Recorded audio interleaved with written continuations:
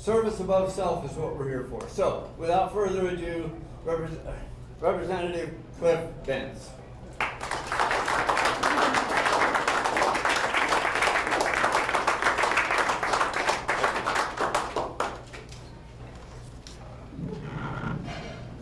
Thank you all for being here, and it reminds me so much of the Rotary meetings back in Ontario, excuse me, which I've attended many, many times, although I'm not a member. I was too often out of town, and I knew the fines would break me and the family, so I just would go every chance I got. You guys are great, and you do so much for the community that's so often overlooked, so thank you for all that you've done. This opportunity is one that is going to repeat itself here over the next couple of weeks as I travel around the district. I think this is my only opportunity to speak to Rotarians, but the concept here is to try to get around, I think 10 of my 20 counties over the next 2 weeks. So the idea is to go from a small group to small group to small group to small group and talk to as many folks as we can. We're going to focus significantly on hospitals. We'll be going to different medical spaces, if you will, as we travel around the district, and try to establish as best we can and build on the outreach we've been doing to these healthcare providers over the past 6 months, and even before that. In fact, one of my first opportunities down in Maupin to visit the medical facility there was actually when I was running for this job, and I met with Greg Walden, Congressman Walden, there, and I went through and did a tour of that little facility. Very impressive, and illustrative of what we can do if we put our minds to it when it comes to local health care. So we'll be reaching out in each community as best we can to try to establish a baseline and figure out what their challenges are when it comes to money. I had the opportunity to talk to Amelia Templeton just a few minutes ago. She's an expert in this space, and she asks great questions, and I think tough questions that we all need to be thinking about when it comes to providing health care across our state.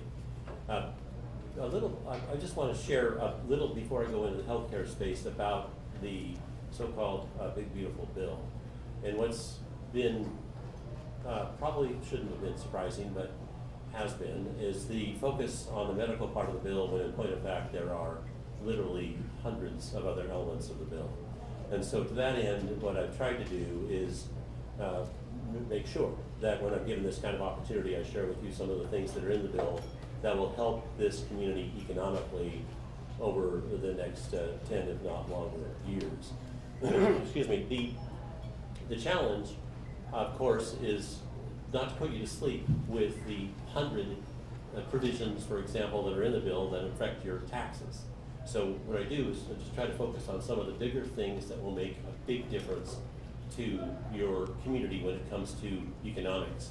Now, it happens that I did focus when I was in law school on tax, and I took, I think, almost every tax class that was offered all those years ago in an effort to understand better how our tax system worked.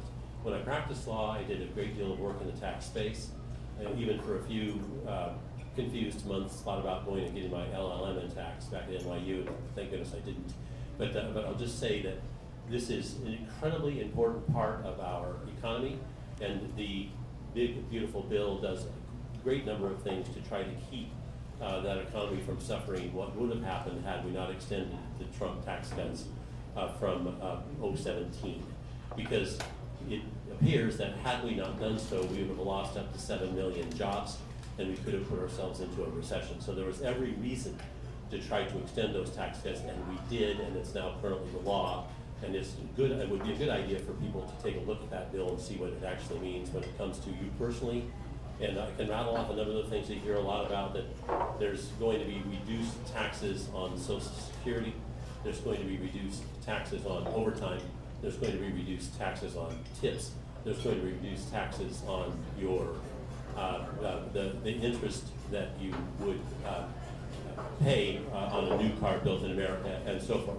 But one of the most important things, not that those are important, because they are, that's in the bill is a continuation of the 20% deduction for adjusted gross income for small businesses.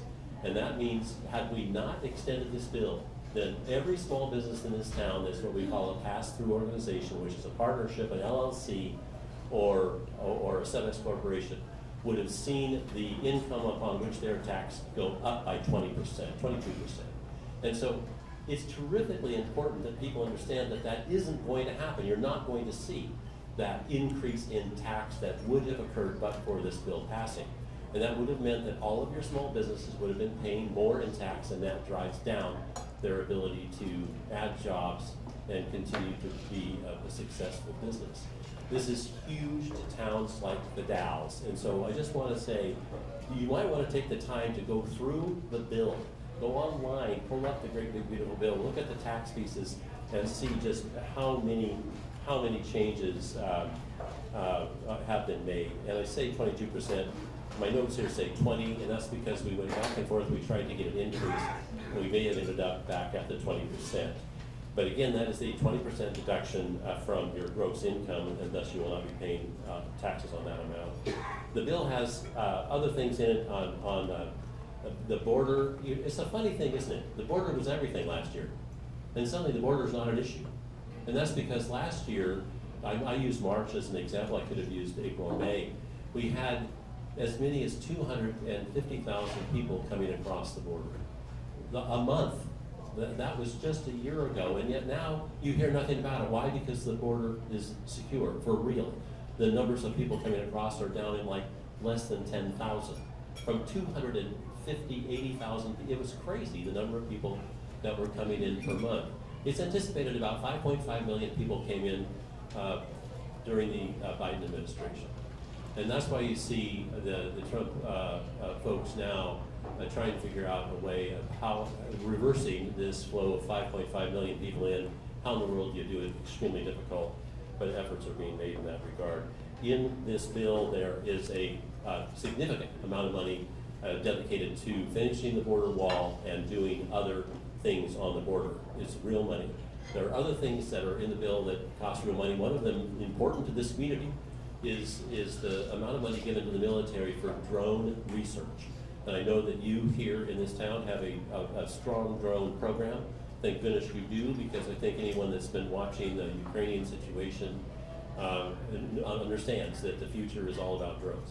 And so the fact that this town, this community is involved in that is a great big deal. And this bill will put a significant amounts of money into that space. When it comes to timber, there's some extremely interesting pieces in the bill that I'm very familiar with because of the fact that I'm on the National Resource Committee with Bruce Westerman, who was the architect of these changes. And what they do in this great big bill is they impose upon the Forest Service an obligation to increase harvest by 20% over and above the previous year's harvest.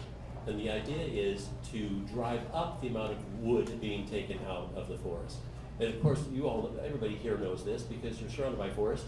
And the issue is how in the world do we get more wood out?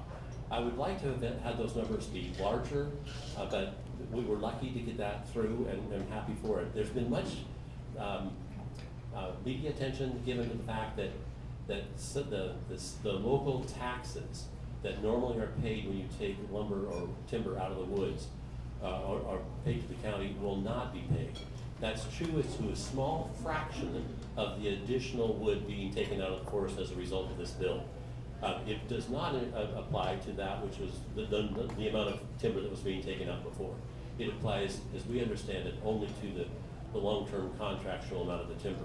So the impact is going to be modest as to counties.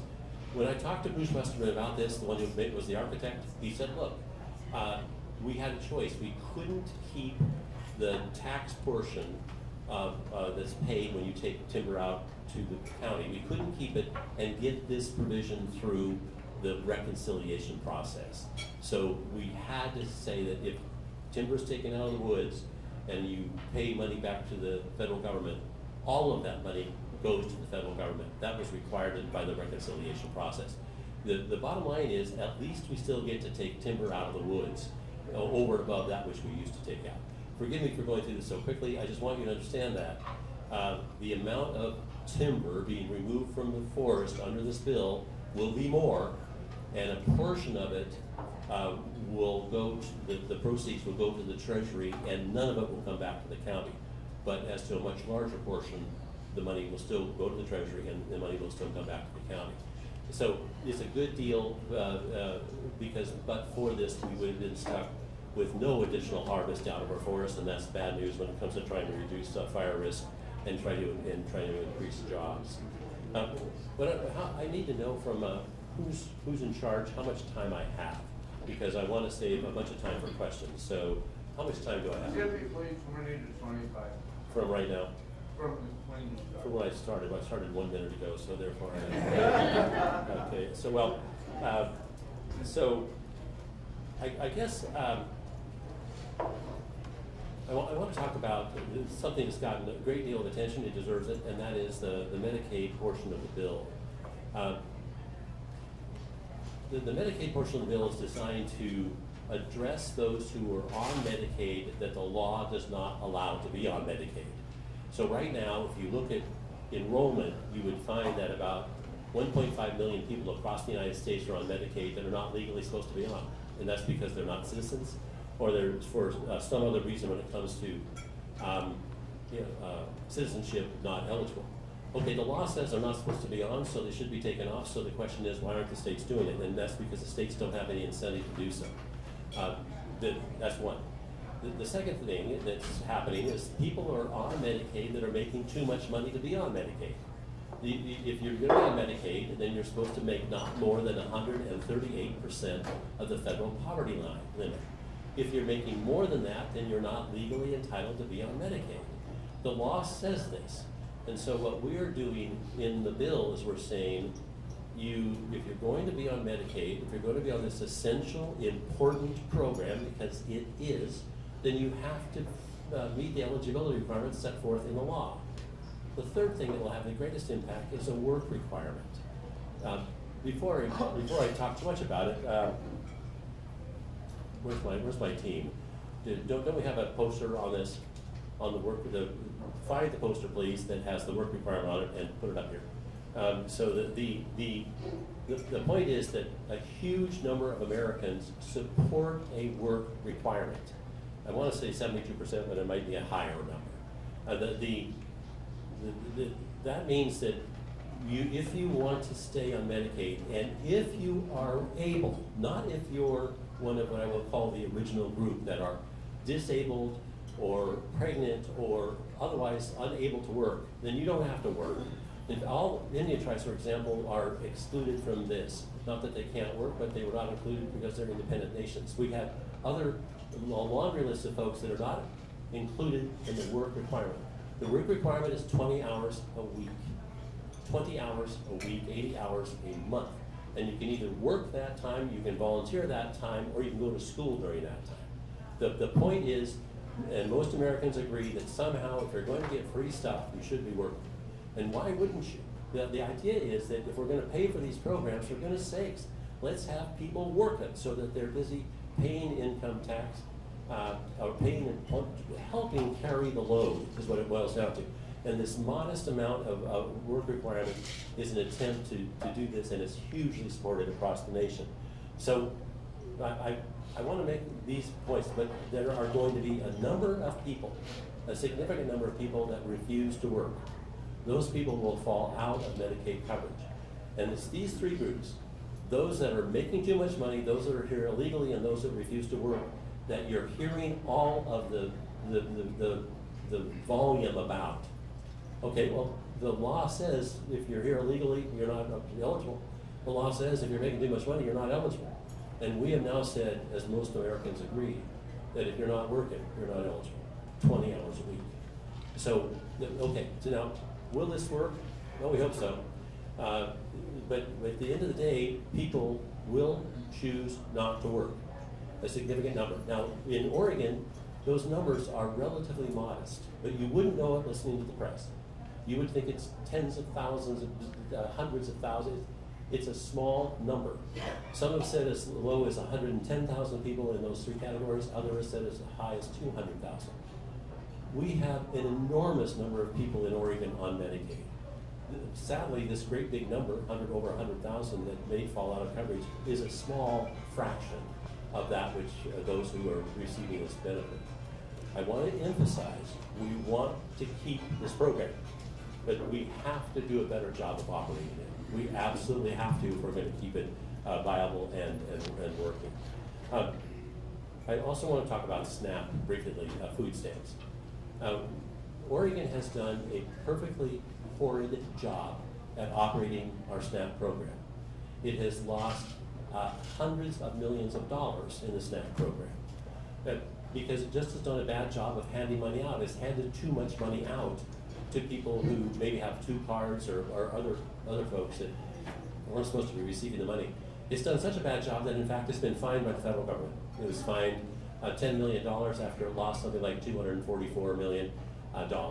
It's ridiculous how bad Oregon has done. And in fact, Oregon is 3rd worst when it comes to managing the food stamp program.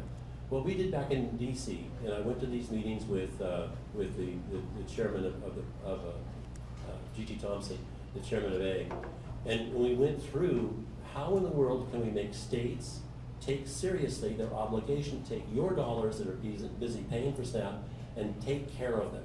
And the answer was they had to have skin in the game, and so we said, okay, great. If you make mistakes in giving out more money than 5%, if your error rate is greater than 5%, you can, depending on how high that error rate, you may end up paying as much as 20% of the total cost of the program.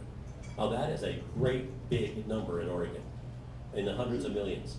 But if Oregon gets its error rate down to 5% or less, the federal government still pays all of it. And so my point is, we're trying to bring accountability to the SNAP program. We also impose a work requirement, similar to the one I just talked about for Medicaid.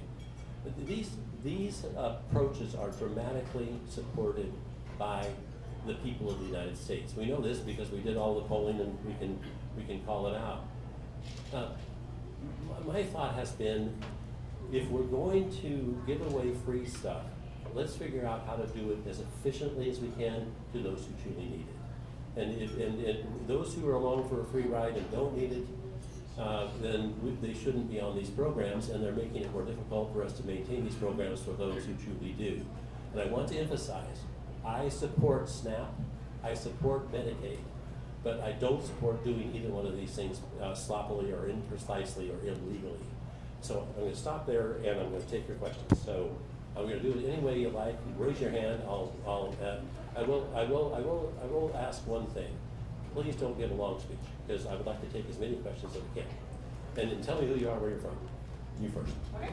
My name is Dawn Rasmussen. I am a voter here, District 2, along with most of the people in here and most of the folks outside too. Thank you for being here, Mr. Bentz. I have some numbers for you. So we've got 3, 5,500, and 4.3. The relationship to all those are they are all Oregonians. 3 billionaires in Oregon, 5,500 millionaires, and the rest of it, 4.3 total population. That's the rest of us who are working every single day, working really hard. I'm very concerned about the farmers. They are barely hanging on by the skin of their teeth. They are facing immigration crackdowns, mandates, tariffs, water issues, inflation, rising fuel prices, and it's just everything's against them. And the backbone of America is agriculture. I'm very concerned about how a lot of the policies at the national level are impacting our farmers. We have people from other countries buying land in Oregon. 1.3%, over 1.3 million acres of land in Oregon are now owned by foreign interests. If our family farms go belly up, who's going to buy the land? We've got investors that are looking at buying those lands, and they're not Americans. Is America for sale? No, so America is not for sale. I think we've gone through a series of different bills where we're trying to figure out how to properly protect farmland from purchases. I think what you're talking about is some significant part is the gentleman who bought the 80,000 acres or whatever it was down there by Gilchrist. He's Chinese, and he owns a lot of land. 200,000 acres. Yeah, so, and then those kind of situations need attention. The challenge really is, are we gonna prevent Canadians from buying land? Are we gonna, who fits in this category of not buying it? But I'm not suggesting it's not a problem, it is. On your point of how we're gonna protect the farmers, I just wanna go back to the big beautiful bill and recommend that you take a look at it and note that we increased reference prices for wheat from $5.50 to $6.35 a bushel. We made changes to the insurance, crop insurance programs. We put in $10 billion in tax cuts for farmers, and we did a series of disaster relief programs that we shored back up for farmers. The point that you make, and it's really difficult, is immigration. And so to that end, I support it. The Migrant Modernization Act that was brought, I want to say 4.5 years ago. It's one of my first votes. I got a lot of heat for it, and that's because the front part of the bill was good. It was going in and trying to revise the H-1A visa program to make it work better. Because what has happened is unions have tried to drive up the cost of H-1B visa programs, honestly, because they don't want that kind of competition. Why unions would care when we're looking at aid workers is unclear to me, but they do. And so the trick for us is how in the world do we begin to drive down the cost that they saddled that visa program with? Because that visa program is one of the good ways. Trump even has, I think, 33 H-1A program, or could be B, but working for him at Mar-a-Lago, he's in favor of that program. And so we've been trying to work to figure out how to make that fit many of the situations that are involved here in the cherry orchards, the apple orchards, and other places where these folks are so essential. The reason I mentioned my voting for that, there was only 35 of us that had the courage to vote for it, 35 Republicans. Now, of that, there's a good reason many people opposed it, because the back half of the bill, which we were assured would be taken out, had to do with amnesty and other things that are not going to sell. So the question is, how in the world do we approach this problem? For 4 years, until January this year, I was on judiciary, and I had an opportunity to try to help, if you will, in the immigration space. I'll just tell you, it is really hard. And I met with, I do not know how many people trying to figure out what to do. Let's tell you, many of the, I have my own farm. It's very small, it's 120 acres, I lease it out. This year they're growing alfalfa and wheat on it. Last year, I think they grew onions and sugar beets and some other things of that nature. I get it, I understand farming. The question is how best to help, and I'm all in when it comes to trying to help. Who's next? There's somebody back here. You on the left. Yeah, to go back to SNAP. Oh, wait, stand up. Oh, I'm sorry. Stand up, tell everybody who you are, because I don't know. I'm Ballinger, I live here in the Dalles, member of District 2. To go back to SNAP, my concern is I've been reading a lot from people, feet on the ground, working in food assistance programs, and what they're saying is that the requirements, the registration, the reporting and so forth, is so bureaucratically burdensome to people who are just trying to live their lives. Twice a year they have to re-justify their eligibility. And it's a burden for people who are just trying to live their lives that has a net effect of excluding them from the program, whether they're eligible or not. So I'm wondering if you could address that. Yeah, well, thank you for the question. I appreciate it. I'm glad you brought up the fact that in both Medicaid and I think in SNAP, there will be a twice-a-year check. Oregon has been doing a perfectly horrific job in checking on who's eligible. Really bad. Worst in the nation, in fact, on the Medicaid side, with people staying on the program for dramatically longer than the 2 years, which is supposed to be the max. Dramatically longer, not just children that's been asserted by some. But to your point, paperwork. Who do you think is in charge of the paperwork? The states. The state's in charge of the paperwork. And so if there's someone to yell at, it would be your local, let's yell at Bonham, he's the guy to yell at, Senator Bonham, and say, hey, go fix the paperwork requirement so it's not onerous and not difficult. But it's the state, and that's a good thing because you can yell at Bonham. And he's here. I mean, I don't know if he's moved back to the Dalles or not, but whatever, you all know him. And so call him and say, hey, Bentz said to yell at you, Daniel. And I'm not joking. That's where the action is when it comes to the exact issue. And to that end, I had to actually ask my staff to begin to look into what it is that's raised on many other occasions. But thank you for raising the issue, yes. Thank you, Representative Bentz. My name is Debbie Ferrer, and I'm also a constituent. I live here in the Dalles. I appreciate your comments about wanting to get rid of waste and fraud and abuse in the system. In April, residents here in Wasco County learned that Donald Trump decided to take back a $20 million grant that had been awarded to our community for the Columbia Gorge Early Learning and Climate Resiliency Hub. This project would have provided childcare and early learning for 200 children in our community, as well as training for early childhood educators at our community college, and a safe place for community members to shelter during an emergency. About that same time, we also learned through some great reporting that more than $20 million in taxpayer dollars had been spent on Donald Trump's golfing vacations during just his first 2 months in office, with much of those funds ending up in his own bank account as he charges us for the expenses at his own resorts. So I would just like to say, I too am in favor of getting rid of waste, fraud, and abuse, and I happen to think that $20 million in taxpayer dollars would have served your constituents better as an early childhood learning center. Thank you. Thank you. So I had the good fortune of touring that facility last year and going through it room by room.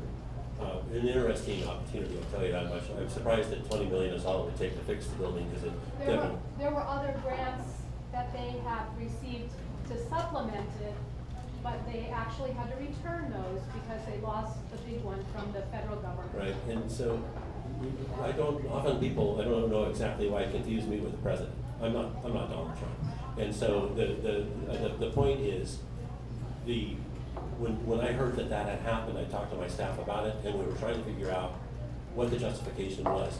You know for sure that you're not the only one. And so what we've tried to do when we hear that the executive branch is taking these actions is we try to discern as best we can why. And so we're still in that process. I will tell you, although I enjoy a good relationship with the White House, that means that people that are assigned to Oregon come to our office and ask us what we can do and what needs to be done. And so we can talk to them about this grant, and we will. In fact, we may have already done so, and my staff may have not got back to me. But it should bother everybody when we don't know exactly what the rationale was for why this happened. So that's why we're checking into it. But I understand the value of what you were trying to do, and we've already discussed it at the office. I just want to remind everybody, I'm one of 220 Republican congresspeople, and I'm not Donald Trump. So whether they'll listen to us or not is a question when we do get the facts. Let's see. I think you were up actually next. Thank you for the opportunity to speak. I'm Linda Kendra from the Dalles. I want to talk about the funds allocation side of Medicaid. The reconciliation bill makes a small reduction, it's true, to the provider tax rate. But this small reduction means a big cut in funds for Oregon. Already, 45% of rural health care services operate with negative margins, and we fear that this will push more over the edge.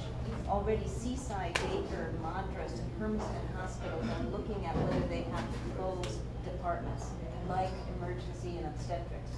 If they do, their patients will have to go farther for their health care right at times when it's so critical. And when they arrive, if they do, it will lead to full emergency departments. Delay in services costs lives. So I have heard it said that there will be a national account to protect hospitals hurt by these cuts, but it makes me nervous that the bill constrains Oregon's healthcare system and then asks us to feel assured that a federal fund will share our assessment of when we are harmed. So my question is, what are you going to do to make sure that our vulnerable Oregon populations continue to receive quality medical services?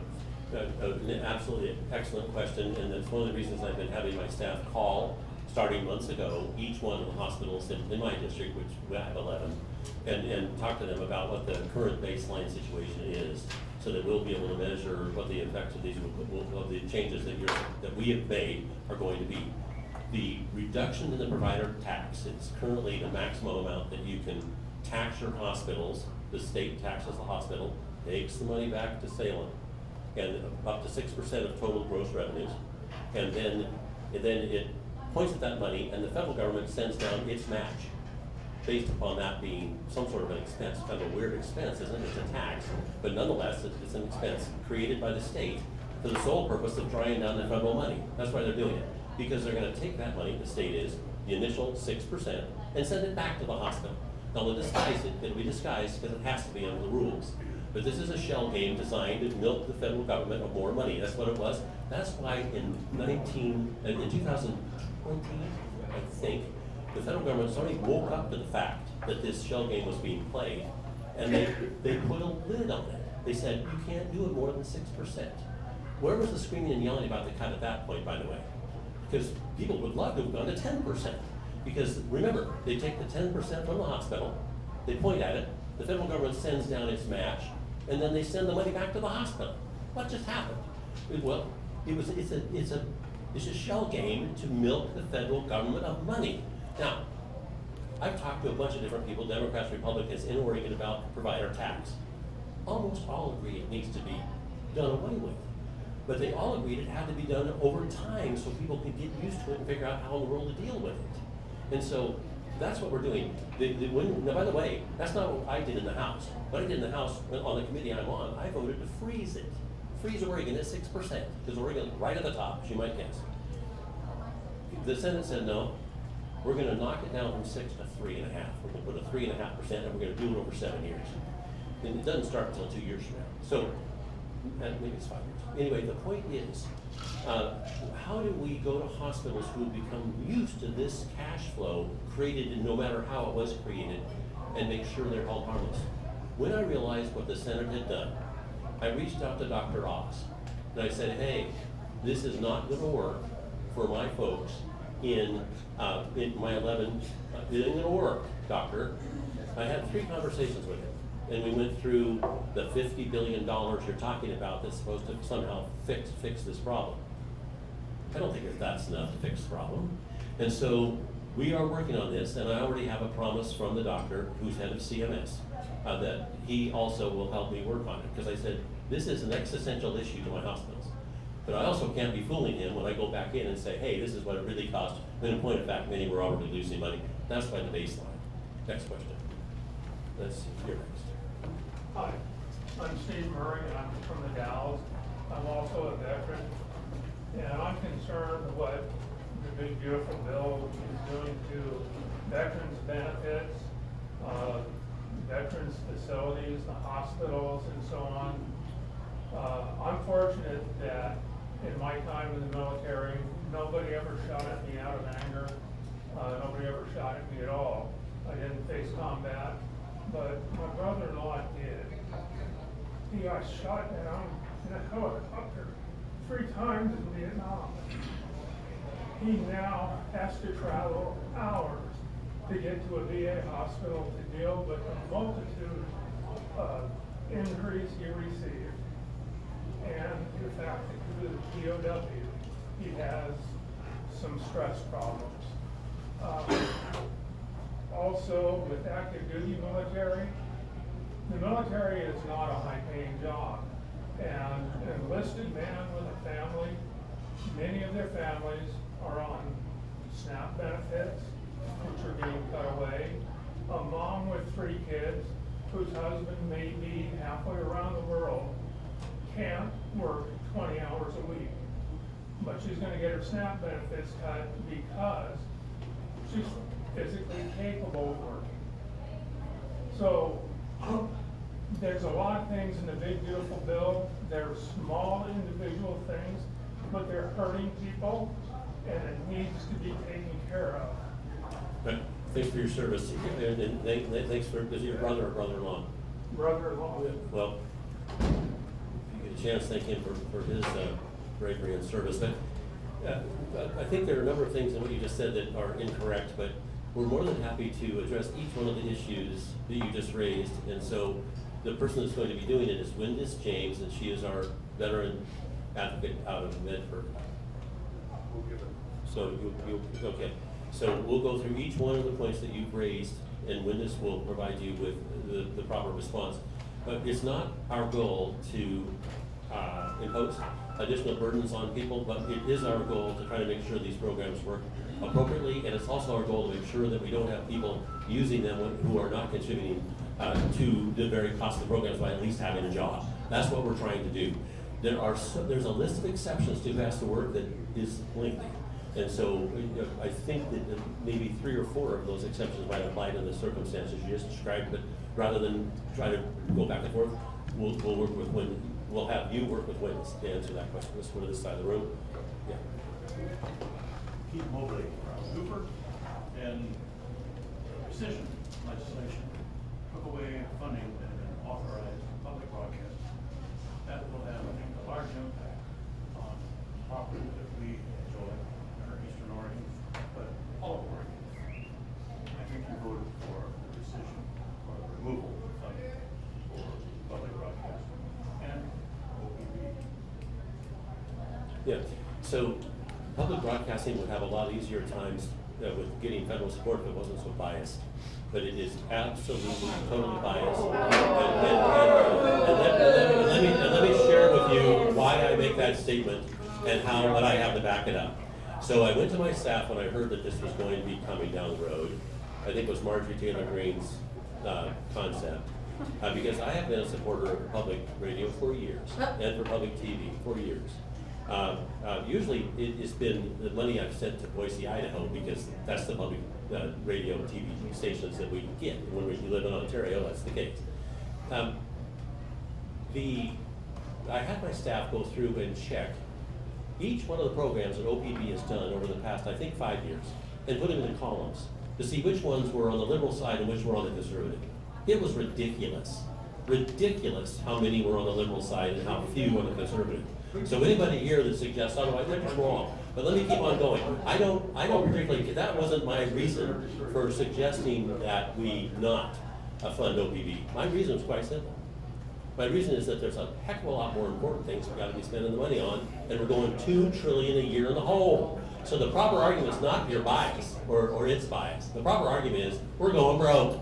And so, yeah, I like to listen to NPR. I like listening to the stuff on Saturday. I like listening to the puzzle and all that. I get it. But the point is, we're broke. Now, what are we going to do with it? So now, yeah, let me address the tax rates. I looked at it. If we added up all the money the rich have, from $1 billion on up, it's $6 trillion. What's our budget for 1 year in America? $6 trillion. So if we just took all their money, we could pay for 1 year of our budget. Then we'd be rid of those pesky billionaires. We wouldn't have to worry about them any longer. Then who do we tax? What I'm trying to suggest to you guys is this. Those who say tax to solve it are imprecise, incorrect, and haven't thought about it enough. You can't take the corpus of the money away from those people. You can only tax the income. And if you do that, that's roughly, if you took, they're currently paying 37%, plus 10% state, which is 47%. And if you were taking a look at the Tax Foundation's work based upon the Treasury's analysis from last fall during the Biden administration, you would find that many of the super rich pay 60% in tax. So to come in and guess what? Those rich people, they have the ability to leave the country. So they're not necessarily going to hang around if we decide to go higher than what they're already paying. So we got to do this thoughtfully. I'm not saying they shouldn't pay more, couldn't pay more, might pay more. I'm simply saying let's do whatever we're going to do carefully with appropriate balance. I'll take one more question. Let's see. I probably should ask a Rotarian. Is there one Rotarian left that hasn't asked a question that wants to? Mine's lightweight. Are you a Rotarian? No, it's lightweight. All right, you go ahead, fire away. Give me the I'm lightweight. Bill Lennox, and I have a very, very lightweight question. It has to do with, do you personally support the idea of voted mail-in ballots? Yeah. So we've got a great question that's happy you asked. Yeah. So when Dennis Richardson was Secretary of State, he was Secretary of State in 2020, And so he was asked to go through and review and find, if he could, problems with Vote by Mail. He found like 3 problems. That was it. And then, now Dennis was a very, very close friend of mine, one of my best friends in the Oregon legislature. Hugely sad when we lost him. So I usually say, it looks like it's working according to Dennis. Now others would say that it's not working. And they would say it's not working for various reasons. And in fact, one group in one of my counties put together about a 30 or 40 page analysis showing why it wasn't working. And they really had spent their time on it. But you know what the most important thing about voting is? That people believe in the result. It's not the nature of what you're doing, it's the fact that when you're done, everybody believes it. So when it comes to vote by mail, my first question would be not necessarily what the president has suggested he wants. It would be instead, what do my constituents want?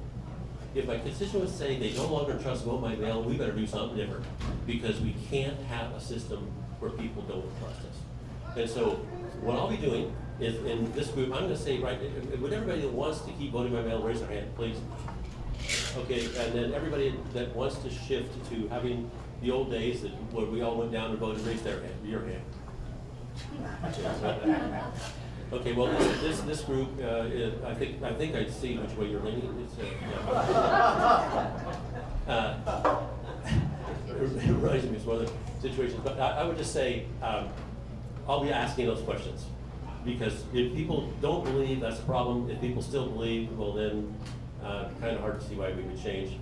But we'll tell you this, when you have a president like Donald Trump, you ask questions very carefully, and you look at your foundational approach to how you represent people. My point of reference is you, okay? I represent you. And so I'll be going around asking all of you this exact question. All right, anything else? I guess I think I'm done. So I am a Rotarian, and I guess it's less a question and more of a statement. You made a comment earlier that you're not Donald Trump. And I feel that our Congress has, and I'll just say it, sort of bent a knee to Donald Trump, and we're supposed to be co-equal branches of government. And I want to see that carried through, and it seems to be being lost.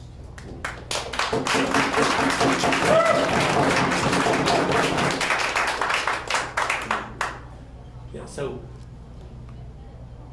government presents a huge challenge when it comes to getting something done. And what you realize is if you're going to move the ball in DC, you've got to have the Senate, and you've got to have the House, and you have to have the President. And it's really hard, and that's a good thing. It's a great thing that it's really hard, because there's a lot of crazy ideas in Washington. When something comes along that you're trying to move, I'm going to use the big bill, there's going to be much in it that I disagree with. There's a lot more I agree with. And that's kind of the nature of the ballgame in Congress, or for that matter, in life in America. I'm going to guess if we got everybody in the Rotarians together, they agree on almost nothing.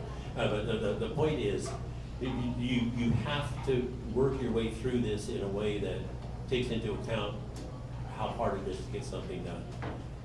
The way it works is that since there's 221 of us and we have 4 votes to spare, generally 3, but 4, you try to make sure that whatever you're going to do is understood before you get there. And that includes all the bills that you've seen come through. And the amount of time we spend, I cannot tell you how much time we spend on a bill, particularly a bill like this, working from the ground up. Sure. And then on the rescissions or on other things that the president has suggested, each one of those things gets that kind of attention. So I don't want to say that we're all kowtowing to the guy. The reason you might say that is because of his technique. Here's how it really works.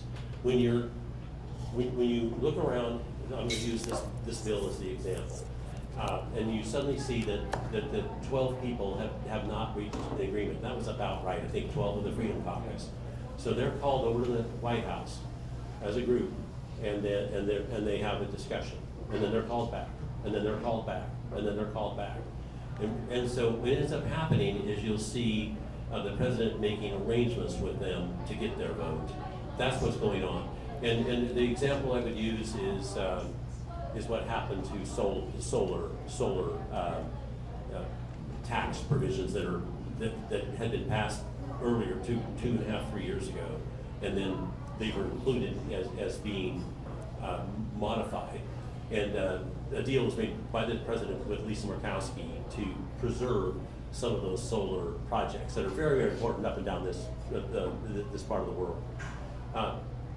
Chip Roy didn't like that. So Chip Roy was one of those 12. So eventually an arrangement was made at the executive level to tighten up on some of the projects that Lisa had gotten put in. That's how it truly works. Now, does that mean that we're all giving in to Trump? No, but it does mean that if you choose to disagree, then someone's going to call you in and some sort of an arrangement is going to ultimately be made. Now, that's just the way it is. And I would like to say it was otherwise, but you've got to move this thing forward, and it requires that kind of effort. I want to see the branches, you know. Well, then you wouldn't see much happening. And so, but I do support this bill, and that's been the case with my votes. So yeah. All right, you guys, you've been great. Thank you very, very much.